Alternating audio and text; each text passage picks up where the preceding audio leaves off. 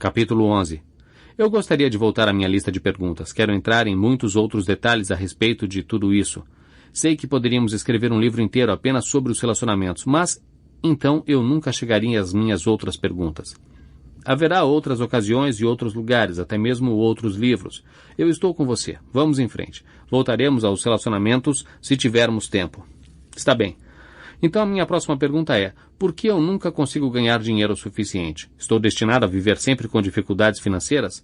O que está me impedindo de realizar todo o meu potencial no que diz respeito a isso? Há muitas pessoas nessa mesma situação. Todos me dizem que esse é um problema de autoestima, de uma falta de autoestima. Vários mestres da nova era me disseram que qualquer carência pode ser atribuída à falta de autoestima. Essa é uma simplificação conveniente. Nesse caso, seus mestres estão errados. Você não sofre de uma falta de autoestima. Na verdade, o maior desafio de toda a sua vida tem sido controlar o seu ego. Algumas pessoas disseram que esse tem sido um caso de excesso de autoestima. Bem, aqui estou eu, embaraçado e envergonhado de novo, mas o senhor está certo. Você diz que está embaraçado e envergonhado todas as vezes em que eu simplesmente lhe digo a verdade sobre si próprio. O embaraço é a reação de uma pessoa cujo ego ainda se preocupa com o fato de que as outras pessoas o veem como ela é. Supere isso. Tente uma nova reação, tente rir. Está certo. Seu problema não é de autoestima. Como quase todas as pessoas, você a tem em abundância. Vocês todos se têm em alta conta, como deveriam ter. Portanto, para a maioria das pessoas, a autoestima não é o problema. Então, qual é? O problema é a falta de compreensão dos princípios da abundância, em geral, junto com um julgamento incorreto sobre o que é bom e o que é mal. Deixe-me dar-lhe um exemplo. Por favor, faça isso. Vocês têm uma ideia de que o dinheiro é mau. Também têm uma ideia de que Deus é bom. Benditos sejam. Por esse motivo, em seu sistema de pensamento, Deus e o dinheiro não se misturam. Bem, acho que em certo sentido isso é verdade. É assim que eu penso. Essas ideias tornam as situações interessantes porque passa a ser difícil para você cobrar por qualquer boa ação. Quero dizer, se você considera uma atitude muito boa, valoriza a menos em termos de dinheiro. Dessa forma, quanto melhor uma ação é, isto é, quanto mais proveitosa, menos dinheiro vale. Você não está sozinho nisso, toda a sua sociedade pensa assim, dessa forma. Por este motivo, os seus mestres ganham uma ninharia e as pessoas que fazem striptease uma fortuna. Seus líderes ganham tão pouco comparado com os astros do esporte que acham que têm de roubar para cobrir a diferença. Seus padres e rabinos vivem a pão e água enquanto você atira moedas para artistas em casas de espetáculos. Pense nisso. Tudo em que você coloca um alto valor intrínseco acha que deve ser barato. O pesquisador solitário que procura a cura para a AIDS tem de implorar por dinheiro, enquanto que a mulher que escreve um livro sobre centenas de novos modos de ter sexo, grava fitas e promove seminários nos fins de semana para se estender nesse assunto, ganha uma fortuna. Essa inversão de valores é uma tendência sua e deriva do pensamento errôneo.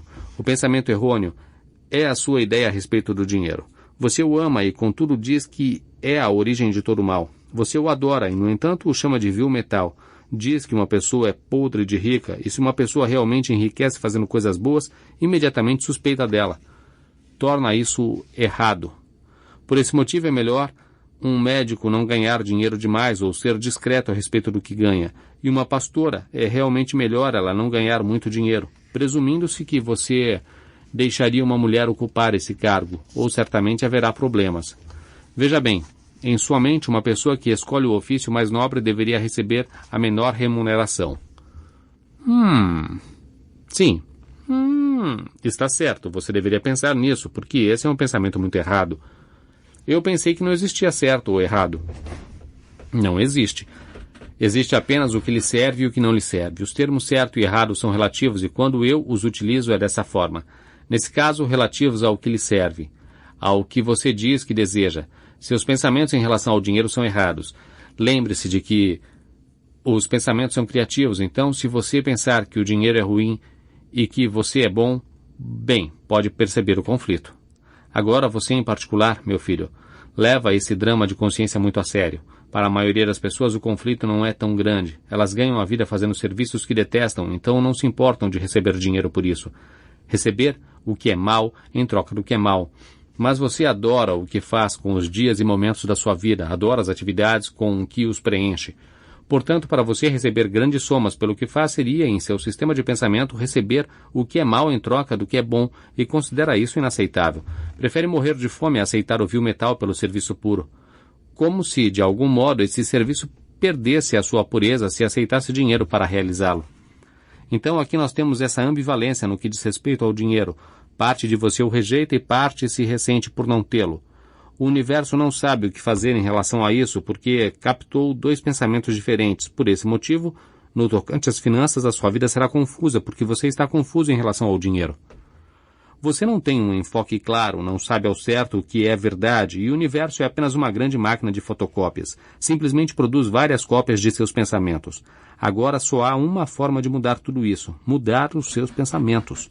Como posso mudar o meu pensamento? O que eu penso sobre algo é a minha opinião a respeito. Meus pensamentos, as minhas atitudes e ideias não surgiram da noite para o dia. Tenho de achar que são o resultado de anos de experiência, uma vida inteira me deparando com as situações. O senhor está certo a respeito do que eu penso sobre o dinheiro, mas como posso mudar isso? Essa poderia ser a pergunta mais interessante do livro. Para a maioria dos seres humanos, o método usual de criação é um processo de 3 passos que envolve pensamentos, palavras e atos. Primeiro vem o pensamento, a ideia formativa, o conceito inicial. Depois vem a palavra. Quase todos os pensamentos se transformam em palavras, que frequentemente são escritas ou ditas. Isso dá mais energia ao pensamento, empurrando-o para o mundo, onde pode ser notado por outras pessoas. Finalmente, em alguns casos, as palavras são postas em ação, e você tem o que chama de um resultado, uma manifestação no mundo físico do que começou com um pensamento. Tudo ao seu redor, no mundo criado pelo homem, surgiu assim, ou por meio de uma variação disso. Todos os 3 centros de criação foram usados, mas agora surge a pergunta: como mudar um pensamento responsável? Essa é uma ótima pergunta, e também muito importante, porque se os seres humanos não mudarem alguns de seus pensamentos responsáveis, a humanidade poderá condenar-se à extinção. O modo mais rápido de mudar um pensamento responsável ou uma ideia arraigada é inverter o processo pensamentos, palavras, atos. Explique isso. Realize o ato que quer para dar origem ao novo pensamento. Depois diga as palavras que quer para dar origem ao novo pensamento. Faça isso até treinar a mente para pensar de um modo novo. Treinar a mente? O senhor se refere a controle mental? Isso não é apenas manipulação mental?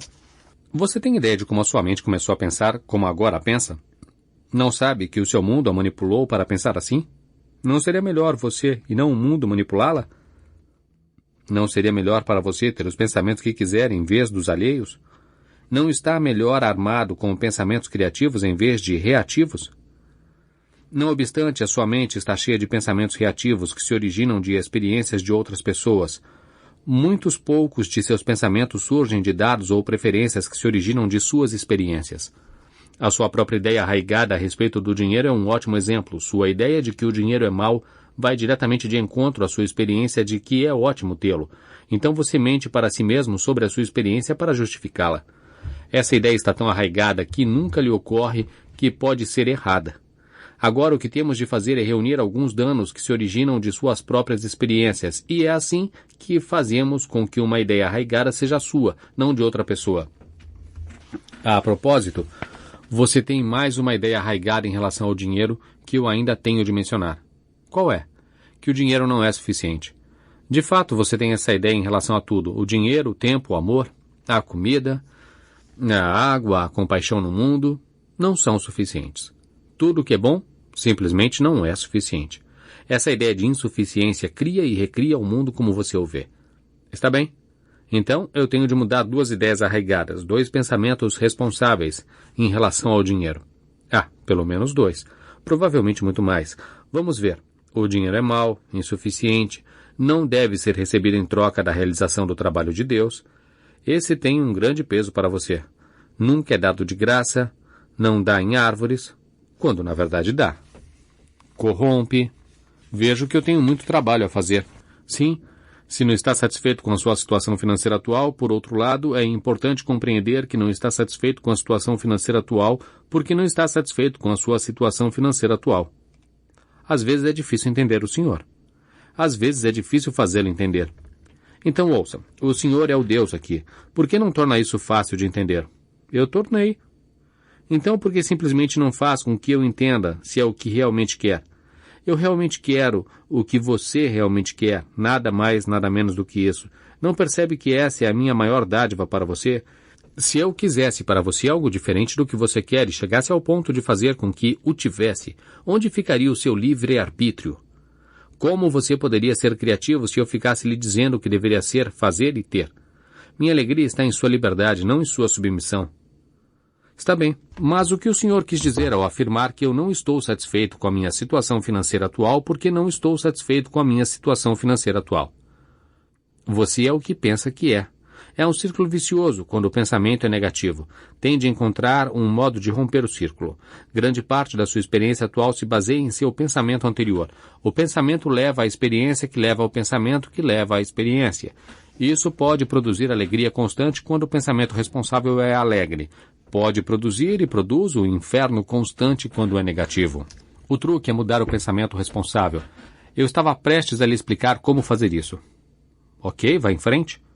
Obrigado. O primeiro passo é reverter o paradigma pensamentos, palavras, atos. Você se lembra do velho ditado?